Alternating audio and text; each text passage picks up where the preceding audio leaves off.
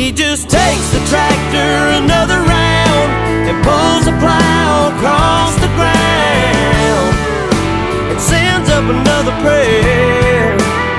He says, Lord, I never complain, I never ask why. Please don't let my dreams run dry.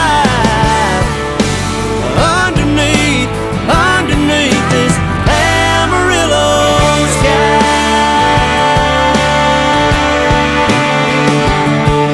That hailstorm back in '83 sure did take a toll on his family.